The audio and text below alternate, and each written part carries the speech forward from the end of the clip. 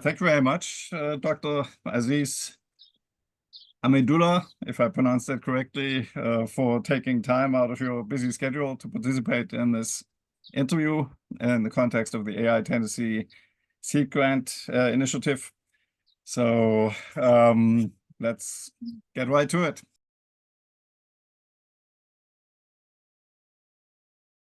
Absolutely. By the way, thank you for the opportunity. My name is Ahmed Aziz. You can call me Ahmed. I'm an assistant professor in electrical engineering and computer science. I've been here since August 2019, and in general involves both microelectronics and emerging materials. So what I try to do is design better computing hardware using emerging materials and emerging device technologies. Now, in doing so, a lot of the time we find ourselves working on the field of AI hardware. When we talk about artificial intelligence or AI in general, we treat it like a software thing or just an algorithm related thing. But what we often overlook is the hardware underneath. You know, one of the reasons why we have had a revolution in AI in recent years is because the hardware has evolved dramatically. So now you can try out fancy algorithms and with extremely high computational workloads because your hardware can take it. And that's where we come in. We try to design better hardware for AI. So that's my general interest. But in addition to that, I'm generally interested in nanoelectronics and microelectronics, chip design and VLSI related work.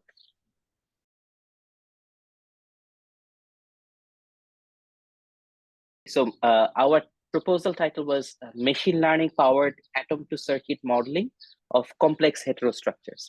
It's a bit technical, but I can explain that in normal terms later on. But there were two of us involved. My colleague Catherine Schumann, she is also an assistant professor in the same department, electrical engineering and computer science, and I was the lead. And we have a couple of graduate students funded through this project, and they're working together. They have complementary background. One of them has background in algorithm, the other one has background in device and material simulations. And you will see both of them will come together in this project because that's what the proposal was about.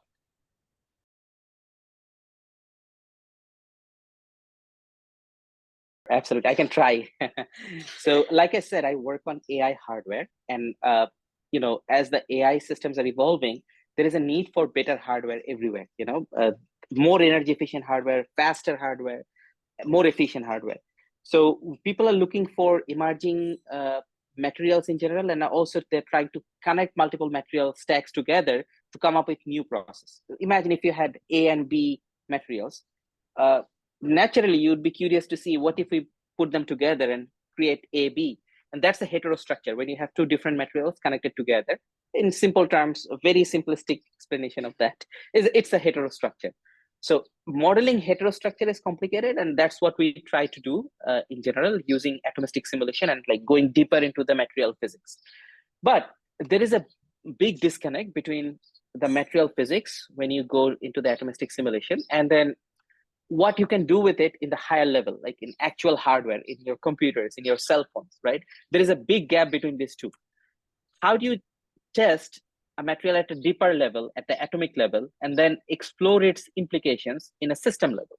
So there needs to be a pathway. Our proposal or our project tries to establish that pathway, tries to establish that link from deeper into the physics exploration to the system level study. That's exactly what we try to do in simple words.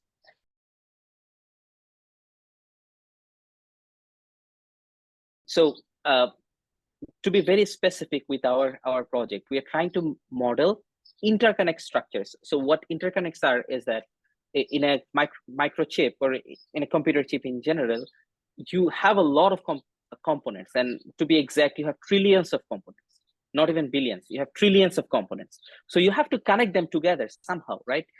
In a conventional circuit or a PCB, if you open up any electronic system, you'll see wires connecting different things. So these wires are called interconnect. In a VLSI or modern day chip, you have billions and trillions of interconnects. So modeling and understanding interconnects or coming up with better interconnects is a big deal, because imagine this is basically keeping everything together. So if you have better interconnects, you have better AI hardware in general. So our first step is to model these interconnects. So very specifically, we are going through the atomistic scale modeling of interconnect heterostructures. Yes, heterostructure when you march multiple materials together. And then we're going through a chain of machine learning based modeling.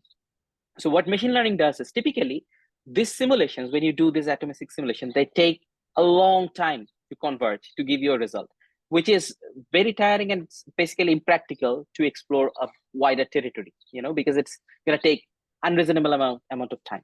So what we try to do is, oh, by the way, after you do that analysis, you stop there. You have no way to test that, okay, what if we use that interconnect and put it in a circuit, whether that circuit will be better? If so, how much improvement will you get? 10%, 20%, 100%, right? So there is no way for you to figure that out. You just stop at the material level and don't get to the next level. So our approach studies the characteristics that you get out of the atomistic simulation, and it learns the pattern of the behavior that this new heterostructure that we are coming up with.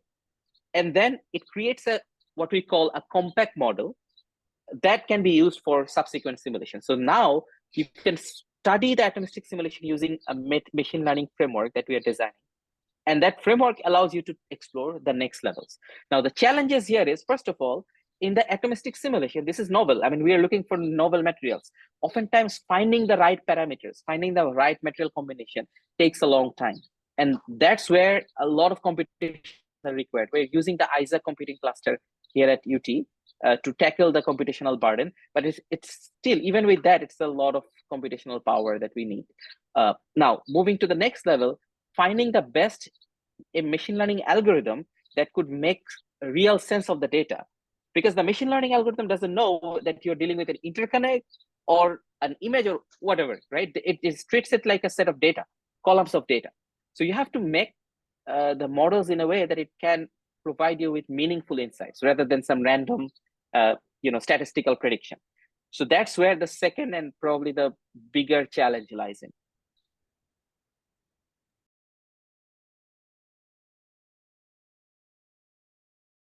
Again, in my opinion, it might be a little bit of a stretch, but I think it should definitely improve the quality of life, because if you have noticed, there has been a lot of interest in chip design recently, right? CHIPS Act and all those other billions of dollars of investments that are going on across the US and even beyond the US, by the way, across the world.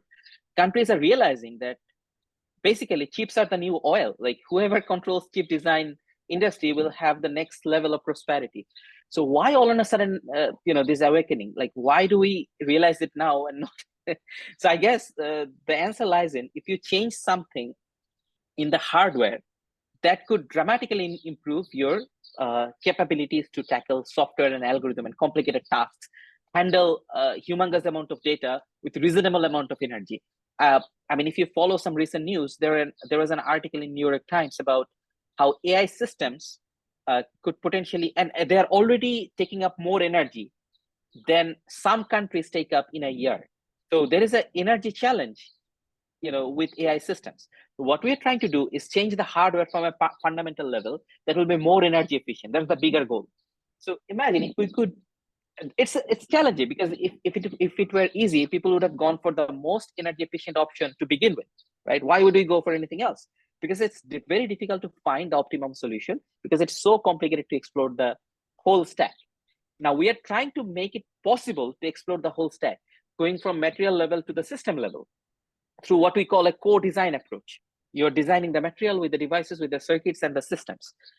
In doing so, hopefully we're creating a pathway for people to further optimize the energy efficiency of the AI systems, AI hardware in general, which will hopefully potentially benefit the energy efficiency and reduce the energy cost of the AI systems in general, and thereby, improving quality of life everywhere. Right. I guess, would you say another way of putting it is that in order to better improve the energy efficiency of AI, we actually ought to use AI as a tool to help us find the solutions, to help it to become more energy efficient? Is that basically? Yes. So the way I love to put it is, we're using AI to design better AI.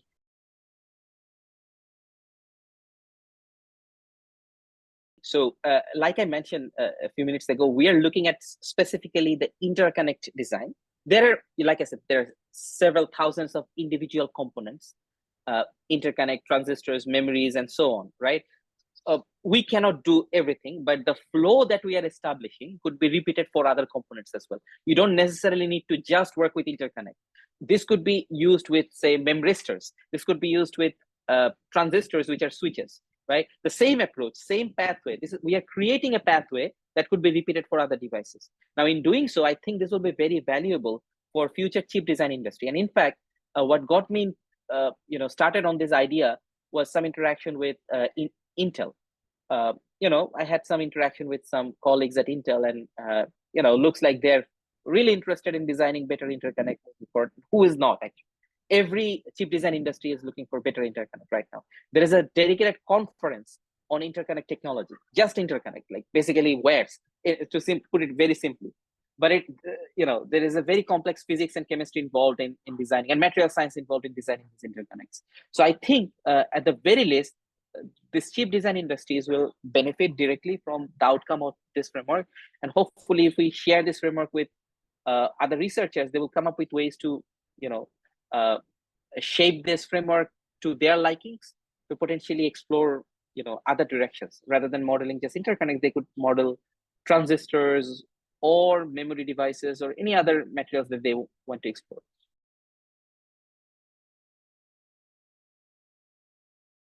It's a very important question. For this particular project, I do not have any concern because, as you know, like our target is to just design better hardware, and it is actually addressing the fundamental problem that AI system has today and will have in the future, which is increasing energy demand, which is if you think about the numbers.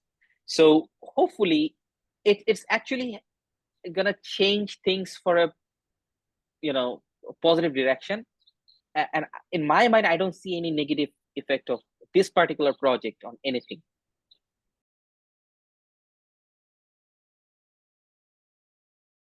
In research, we do not know what will work, what will not.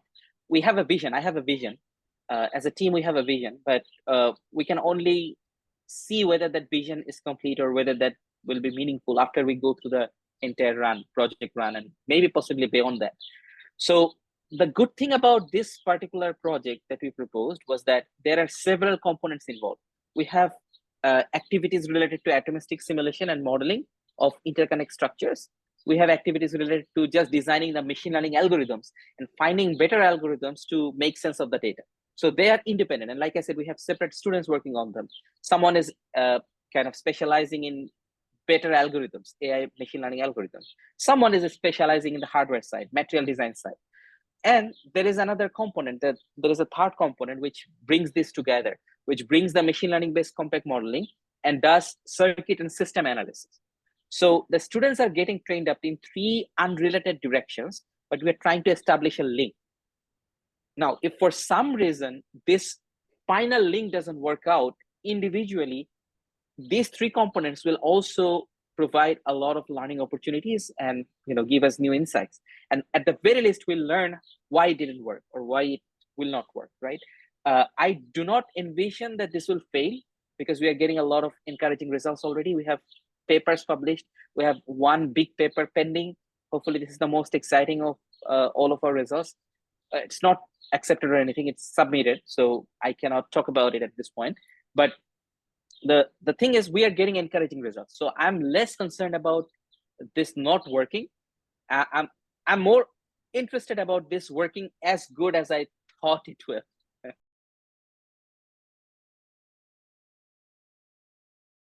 Yes. So one of the reasons why we chose to use or propose to use AI for this particular problem is that machine learning systems are very good at generalizing. For example, what we are trying to achieve, we could have achieved with a different approach called lookup table based modeling, which is also done. We did that in the past.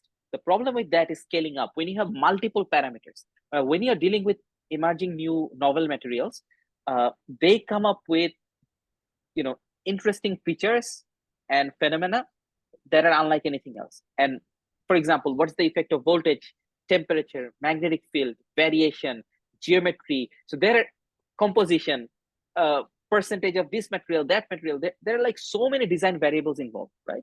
So turns out when you use machine learning algorithm, if you train this framework with 3 different set of parameters, and later on you find a way to involve a 4th variable or 5th variable, it's easier for us to use the same framework and scale up. But if you had gone for any other thing, like lookup table, for example, then I couldn't guarantee that the system will converge if you go from 3 to 4 or 5. There is always a risk of non-convergence.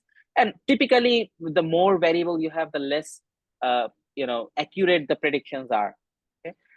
And beyond the range of things that you train, the very important fact about machine learning based approach is that it can learn from the pattern and predict results for the numbers that it hasn't seen before.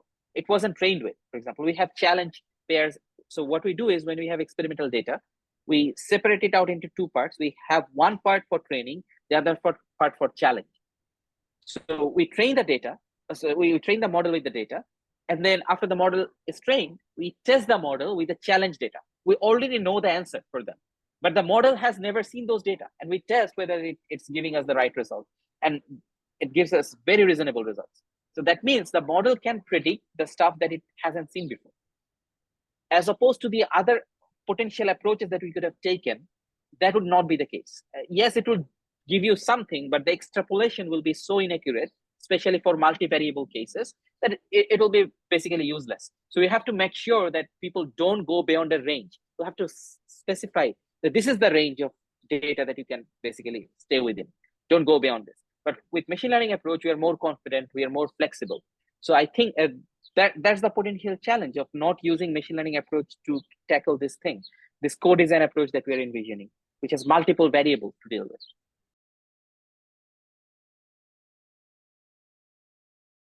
Well, there is always an ethical side of AI, and we keep hearing this, questions over and over again. Thankfully, for this particular thing, I hope based on our interaction, you see that we are basically trying to improve what is already existing. We are not creating anything that's going to replace something else. Oftentimes, people are worried about AI replacing human beings in workforce, right? Or taking up jobs, or for example, creating contents like videos and photos that are not legit, or all those other concerns. And we are not doing any of that. We are basically just going deeper into the AI hardware and making them better in terms of energy efficiency. That's all. So we are not bringing any new concern apart from the ones that are already there. Right, exactly. And so this also would be the answer then to the question about connections to social justice. Yes. Yes. Okay. I think so. Yep.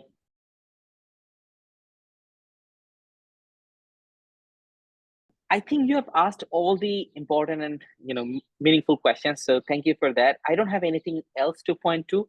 But I just want to also highlight one aspect, not really a question. The way I see this seed grant contributing to my group in general is not only in helping us get some really valuable research data so that we could use it as, a preliminary data for future projects and proposals. It's also helping us train our students, actually. So workforce development is a very big thing that people are learning the hard way, especially in microelectronics and in many other sections. You cannot just ramp up human beings. Like, for example, if you need a lot of ventilators, you establish hundreds of factories, you get them. Okay, fine. In a few months, you just need money and resources, and there you go. But you cannot create human beings like that. You cannot create the workforce like that. So I'm sure that projects like this or initiatives like this will help us train our students in a multi-dimensional scenario. For example, the students who are involved in this project, they're getting a sense of the hardware side of AI, as well as the software and algorithm side of AI. So they have a holistic knowledge of the full flow. They may not be experts in everything, obviously. The student who is expert in the algorithm doesn't know much about hardware, but he or she has a sense of how the hardware works or how it should work. So I think this type of collaborative, multidisciplinary projects and seed grants like this will definitely help us go in the right direction with our AI workforce development. Excellent. Thank you very much. This was a really important additional point to make. I very much appreciate it, etc. And I'm sure so will anyone watching this interview in the future. So thank you very much. Thank you. My pleasure.